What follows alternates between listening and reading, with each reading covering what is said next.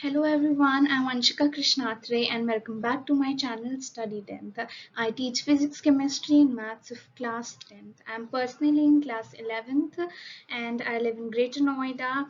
And welcome back to my channel. I'm back with the second chapter of chemistry, which is acids, bases and salts. Today we will be doing the first basic intro things. So let's just quickly went into the video.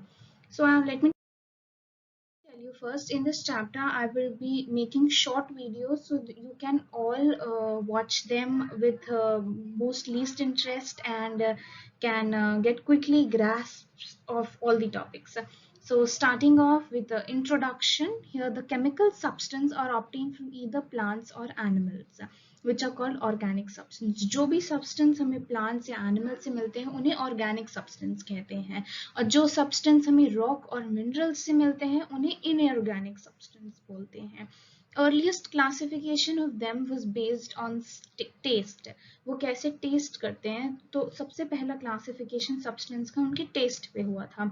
जो substances sorry test करते हैं, मतलब खट्टे test करते हैं, उन्हें acids कहते हैं, जैसे lemon juice, tomatoes and tamarind. और जो बिटर टेस्ट करते हैं, थोड़े से कड़वे होते हैं, वो बेसिस कहते हैं, which are washing soda, basing soda, etc. Salts are the compounds formed from acids and bases. Acids and bases को combine कर salt बनता है, जो कि हमने chapter 1 में पढ़ा था. And they have this similar taste to salt.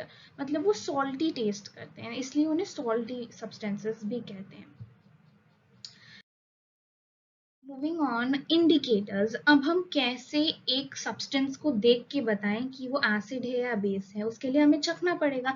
लेकिन क्या हम सारे सब्सटेंसेस चख सकते हैं? एक बहुत ही, मानो HCl है, which is a highly corrosive acid, और वो आपकी स्किन पे भी पड़ जाए तो आपकी स्किन जल जाती है. There are burn marks. H2SO4, NaOH, these are all very NaOH तो is a base, but all these acids are very corrosive, और ये बर्न मार्क्स प्रेजेंट कर सकते हैं और इरिटेटिंग सेंसेशन होते हैं. तो अब हर कोई चीज तो बिल्कुल बिना देखे उठा के मुंह में खा तो नहीं सकते ना. तो you need something else to indicate कि ये कैसे हैं, और नॉट बिकॉज ऑफ वो इंडिकेशन से आपको ये पता चल सकता है कि वो एसिड्स हैं या बेसिस हैं.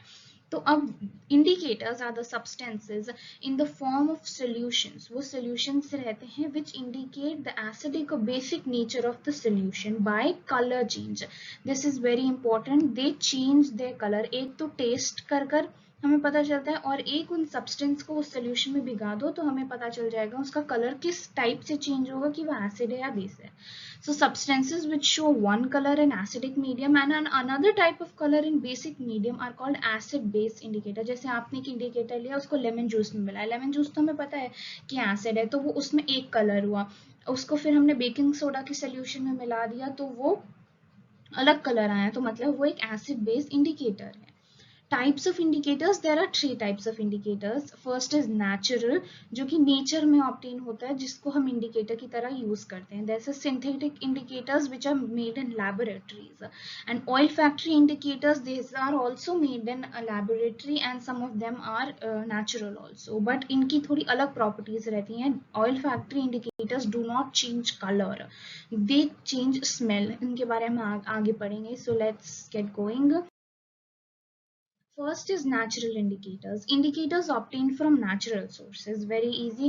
Litmus, turmeric, red cabbage, China rose. These are some natural indicators. China rose गुड़हल के फूल होते हैं, आपने फ्लावर्स देखे होंगे. रेड कैबेज, तो कैबेज होती है जो कि लाल कलर की होती है. टर्मरिक वी नो हमारे किचन में हमेशा रहती है. And litmus, it's a लिचिन plant से वो लिटमस हमें मिलता है. So these are all natural indicators. Litmus is from lichens. The solution of litmus is purple in color. वो originally purple in color होता है. उसका original state ना तो originally वो acid होता है, ना तो originally base होता है. It's originally neutral in nature. And उसके जो paper, हम उसके पेपर स्ट्रिप्स बनाते हैं तो उसे पेपर स्ट्रिप्स कहते हैं लिटमस के, जो कि 2 कलर्स में होते हैं, ब्लू और रेड कलर में. एंड एसिड, जैसे अब आपने एक ब्लू लिटमस लिया और उसको आपने एक एसिड में डाला, मानो कि लेमन जूस में एसिड होता है, हम उसमें डाला, तो ब्लू लिटमस पेपर रेड में कन्वर्ट हो जाएगा. और अगर आपने रेड ही एसिड में डाला तो वो चेंज नहीं होगा. तो हमें पता चल गया कि वो एक एसिड है। Similarly base turns red litmus paper blue, red blue में बदल देता है बेस, हमने उसे बेकिंग सोडा के सोल्यूशन में डाल दिया तो वो रेड से ब्लू हो गया। और अगर हम ब्लू ही सोल्यूशन पेपर उसमें डाल देते तो वो ब्लू चेंज कलर नहीं होता, तो हमें पता चल जाता था that is a base. Second natural indicator is turmeric, जो कि हमारे घर में पाई जाती है ओरिजिनली, वो येलो कलर की होती है, we everyone knows. And paper turns reddish brown with base, मतलब बेस के साथ वो रेडिश ब्राउन बन जाता है and does not change colour with acid, उसको बेस के साथ कांटेक्ट में आएगा तो वो रेड ब्राउन कलर का हो जाता है। और टर्मरिक वो चेंज नहीं होता एसिड के साथ। Red cabbage is also natural indicator. The juice of red cabbage is originally purple in color. Purple originally purple in colour होता है और red turns red with acid and turns green with base. There is no other trick, आपको directly नहीं पूछते हैं what will be the colour change, just you have to basic knowledge रखनी होती है। Turmeric and red cabbage is not that important but this litmus paper is very important, so आप एक star भी बना सकते हैं अपने नोट्स में that this is important. Okay, moving on to synthetic indicators, जो कि मैंने बताया लैबोरेटरीज में बनते हैं, जैसे कि phenolphthalein and methyl orange. This is phenolphthalein, it is a colourless liquid, originally उसका कोई कलर नहीं होता, एसिड के साथ कांटेक्ट आने में भी वो कलरलेस रहता है बट बेस के साथ कांटेक्ट आने में वो पिंक टर्न हो जाता है।